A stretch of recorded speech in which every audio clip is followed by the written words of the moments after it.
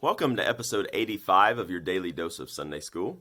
We continue with Greg Kokel's Tactics. We're on chapter 12, Sibling Rivalry and Infanticide. Now at this point, it's going to get pretty confusing because he parses these things out a lot more narrowly than I realized. I brought up the problem of evil several times, but he brings up problem of evil again because of different aspects of what might be argued. So, he brought up problem of evil with sibling rivalry because somebody arguing for the problem of evil is going to say that true evil exists, but often this person will also believe that morality is relative.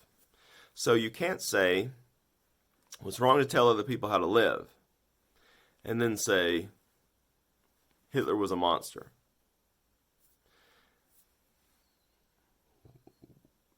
Those are inconsistent. That is a sibling rivalry issue. Those two beliefs are on the same level, and they're going head to head. But so sometimes one of those beliefs is more basic, and so it's a disagreement between a very basic level belief and something that ought to flow from it, but instead there's contradiction there. That's how he defines infanticide, except probably better than I just did. And there, for the atheist, it's the existence of God itself, which is basic, and then every other belief probably should be flowing from that. And so you have no God, and then you have there's too much evil in the world. So those cannot go together. If you're going to say there's no God, the belief that should flow from that is, well, everything's fine in the world. It's just random, natural chances, causes. But to say there is too much evil in the world, you have to have a ground for evil. You have to have a lawgiver that can give you an ought. You ought to do this. Give you a something that you are obligated to do. You have to have a standard of goodness and rightness. You can't just say the world is random atoms, smashing into each other, animals doing this or that to each other, and then say there's too much evil in the world. So that's a problem. Now, what will happen is the atheist, they will get offended and say, well, I'm a moral person. Or perhaps the Christian will misunderstand what they're actually arguing for and try to imply that the atheist is immoral. And in a sense, you can say that, but no, we're really not trying to say that they don't have a moral sense and they don't try to do right. But in fact, their sense of morality,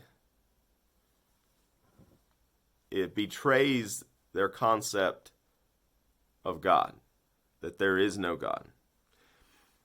So this is from Romans 2, verse 14 and 15. For when Gentiles who do not have the law by nature do what the law requires, they are a law to themselves, even though they do not have the law.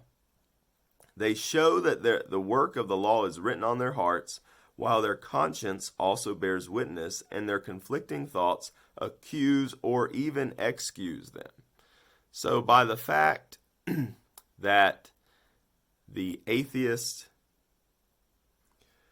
believes they're a good person, they believe they've in many ways conformed to a moral standard of right and wrong outside of themselves. To that extent, they are betraying their argument that there is no God.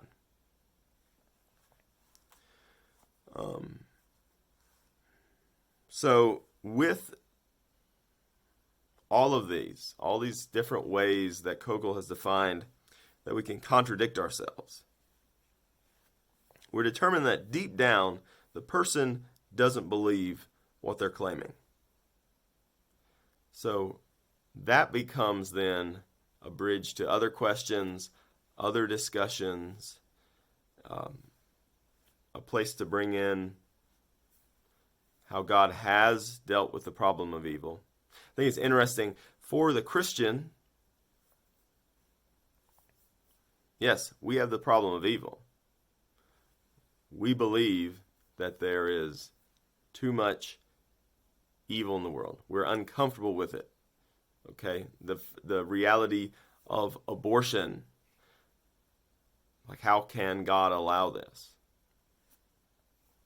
But for the Christian, we have God taking the problem of evil upon himself, dying on a cross so that he can defeat evil, and one day all evil will be judged.